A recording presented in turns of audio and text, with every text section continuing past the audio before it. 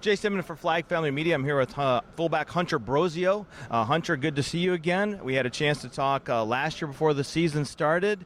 Season didn't end where you guys wanted it to. No. What do you take away from how it ended in Montana?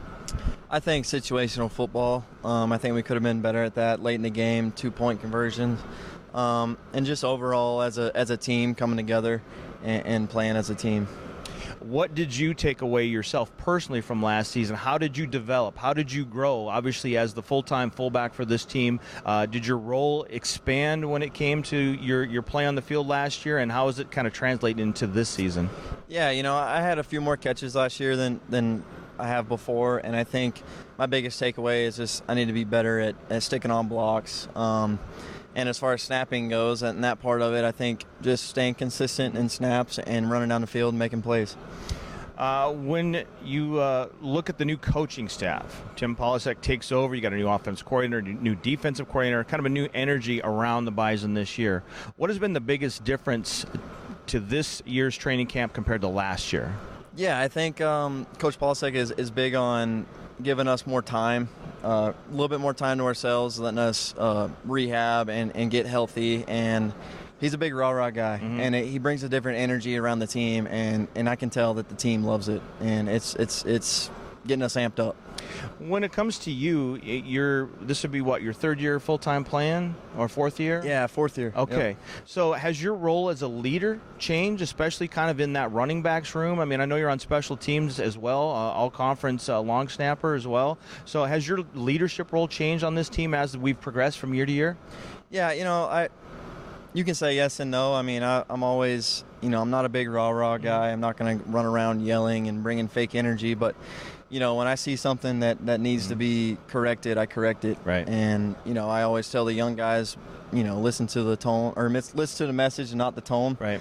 But, yeah, being an older guy on the team, showing everybody else the ropes, because, a lot of us old guys, we've already kind of been there, done that through certain things in the season. So, yeah. Is there a lot to be said? I mean, I think back to my time just in high school athletics. Is there something to be said about that, actions speak louder than words? Just, not being the guy that's going to be out there, like you said, a rah-rah guy, and just showing based on your actions what needs to be done, how to set the tone on this team. Yeah, I think, always keeping in the back of your mind that all eyes are watching. You never realize that some kids are looking up to you and will eventually come to you and say, like, hey, I saw the way you were working, right, and I wanted to be like that. And, that means a lot. Yeah. And it makes you work even harder. So this year you get to open up on the road in Boulder, Colorado at a Power 4 school, which is a pretty cool opportunity. What are you most looking forward to in that Week 1 matchup against the Buffs? It's a big opportunity. It's a big opportunity for a lot of guys on the team, and as a team in the whole, I think if we come out of there with a win, I think it sets a tone for the season. Right. And if we don't, I still think it sets a tone, because we're going to be in the game. There ain't no doubt about that.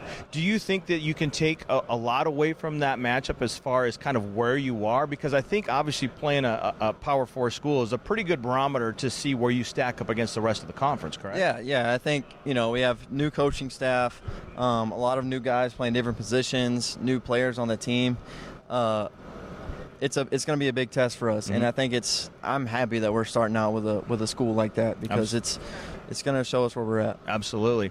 Last question. The conference, it's stacked as always, but it's really interesting. You've got SDSU, NDSU, USD, and then not too far behind is UND. The power of this conference is really located in the Dakotas. So how important is it to get wins against the fellow Dakota schools, and what does that say about the strength of the conference as a whole? Yeah, the Missouri Valley is always one of the toughest conferences in the country in all levels of football. And I think that it being in the Dakotas puts another level onto it. It's a big rivalry, especially between South Dakota State and UND. So it's very important to win those games, and I think that we have a good chance, and we're going to work our tail off to make that happen.